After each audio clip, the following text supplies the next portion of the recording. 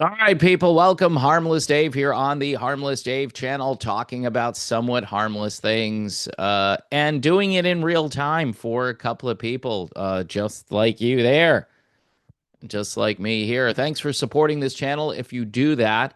Also, Patreon is a great way to support, and PJ Rock Super Chats, Buy Me a Coffee, and YouTube memberships. Before I get going on this Kiss thing, Gene Simmons. Big weekend for Kiss, by the way. I've been promoting this album just randomly because I like it. Rose's Pawn Shop. This is really good stuff. I've been listening to this off and on now for, I don't know, several weeks, and this is what music is supposed to sound like. It's very Americana. It's got all kinds of stuff going on. It's got harmonies. It's got great instrumentation, well written, thoughtful songs. I know. Why would anyone want to listen to well written, thoughtful songs in this particular era that we're in? The album is called Punch Drunk Life, and they've released several newer tracks, which you can hear on your favorite streaming platform. Okay. So, big weekend for the band Kiss. More importantly, Gene Simmons is going to be testifying before the Senate. Yeah, he's going to Washington. Gene Simmons goes to D.C. in support of what's called the American Music Fairness Act. Now, honestly, this might be too little too late, but people have been saying for years now, for decades, that this needs to get under control. So, what is this all about? The KISS founding member is set to testify on Tuesday before the U.S. Senate Judiciary Committee with regard to intellectual property in support of the American Music Fairness Act, the bipartisan bill. Typically, when something is bipartisan, I tend to not like it. But in this case, I think they understand that this is a big deal. It's designed to ensure that radio corporations pay performers for playing their music. Now, this isn't just radio. This is like Spotify and YouTube Music and all the places, Apple Music, all the places where people now listen to music. Gene says, having spent my career in the music and entertainment industry, I understand the vital importance of this issue. The American Music Fairness Act represents sound public policy. I can just hear Gene talking in that very succinct voice that he has, the deep, kind of threatening voice. I think he could have been he is a politician. Gene Simmons is a politician, or he's a salesperson who is a politician who is selling his stuff and advocating on behalf of the KISS Corporation. He says artists must be properly compensated for their creative work. So, for all of his bombast, right, I do appreciate the fact that he's doing this. He completely sucked during the COVID era.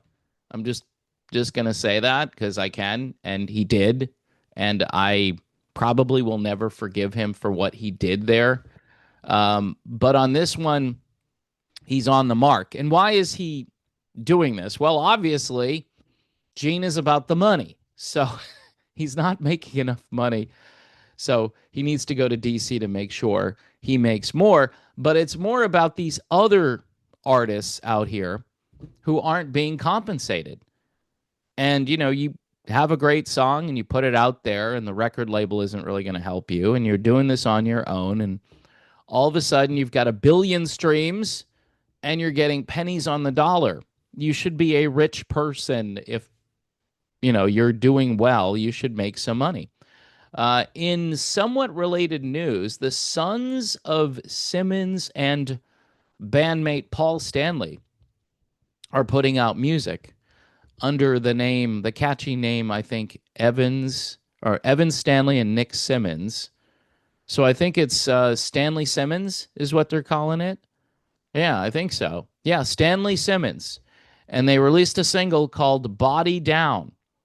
And I got to tell you, the guy who is Paul Stanley's son is like the spitting image of Paul Stanley. That's Evan Stanley. And so, look, the kids are taking over. Good. This is what should have been happening years ago. We should have had a next generation uh, putting this stuff out there. The song is called Body Down, and it's not bad. So you should check out that song. Will it get any radio airplay? No, of course not. But this is why you need the American Music Fairness Act. So if people find the song wherever, these guys will be compensated, and it just won't be, hey, free streaming for everyone. That's not how it should be, folks.